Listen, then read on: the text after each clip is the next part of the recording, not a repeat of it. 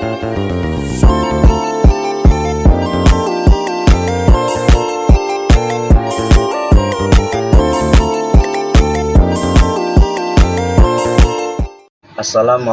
warahmatullahi wabarakatuh.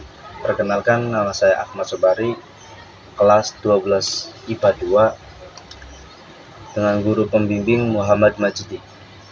Di sini saya akan menerangkan tentang reproduksi. Reproduksi ini memiliki arti perkembangbiakan tiruan dan hasil. Reproduksi biasa disebut dengan perkembangbiakan yang merupakan proses biologis individu menghasilkan individu baru.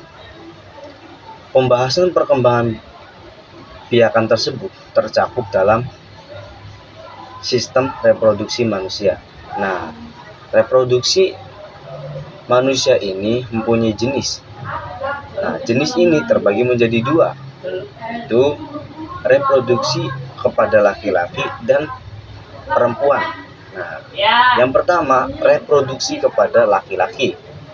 Sistem reproduksi laki-laki terdiri atas penis, skrotum, testis, saluran semen, epididymis, vas deferens, kandung kemih, kelenjar prostat, dan uretra. Bila melihat gambar penis atau batang kemaluan dan skrotum, kantung zakar berada di luar tubuh, sedangkan testis, buah zakar, berada di dalam kantong zakar. Satu fakta tentang reproduksi laki-laki, testis yang berada di dalam kantong zakar memiliki suhu yang lebih dingin daripada di luar. Keadaan ini sangat diperlukan agar sperma yang dihasilkan bisa lebih sehat. Testis adalah sebuah kelenjar yang berfungsi membuat benih laki-laki yang disebut spermatozoa, sel atau sel sperma. Di dalam testis banyak terdapat saluran semen yang menjadi pusat dihasilkannya sel-sel sperma. Sperma yang sudah dihasilkan di saluran semen akan disimpan ke dalam epididymis dan dikeluarkan melalui vas deferens melalui uretra.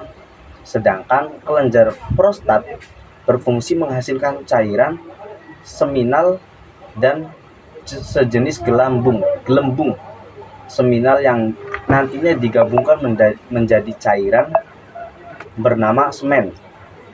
Semen inilah yang dikeluarkan laki-laki ketika bermimpi basah.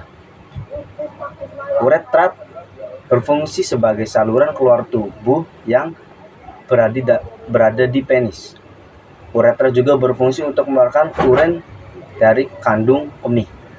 Fakta selanjutnya tentang organ reproduksi laki-laki adalah setiap 1 mili atau 1 cm semen mengandung 100 sampai 200 juta sperma. Sekali keluar dari kelenjar testis, jumlah sel sperma laki-laki normal berjumlah kurang lebih 400 juta.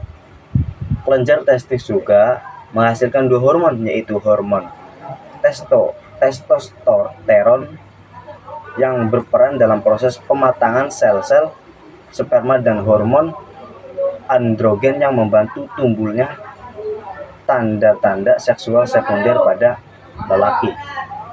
Tanda seksual sekunder pada laki-laki bisa dilihat dari fisik, yaitu suara membesar, tumbuhnya jakun di leher, dan tumbuhnya rambut di sekitar alat kelamin dan ketiak.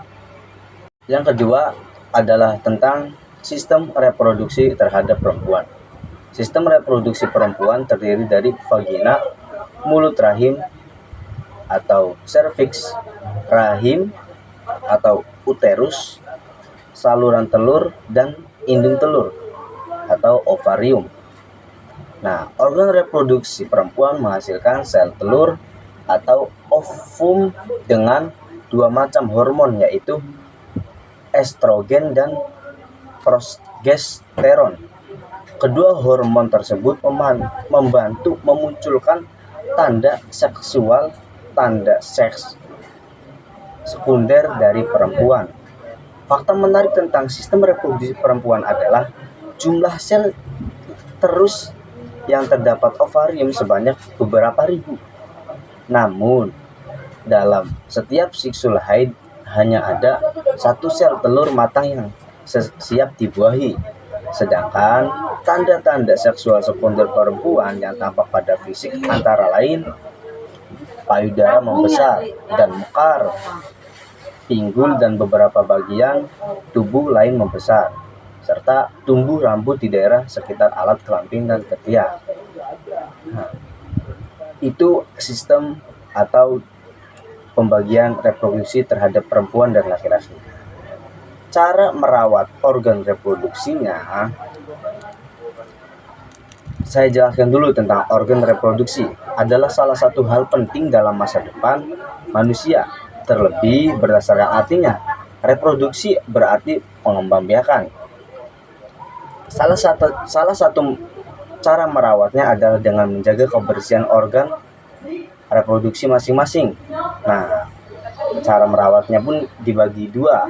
Untuk laki-laki, mencuci alat kelamin setelah buang air kecil dan besar.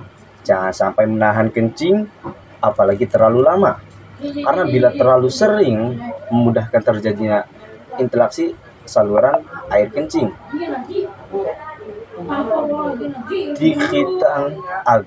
Dikhitan atau disunat agar kotoran yang tertinggal di daerah ujung kemaluan bisa dibersihkan.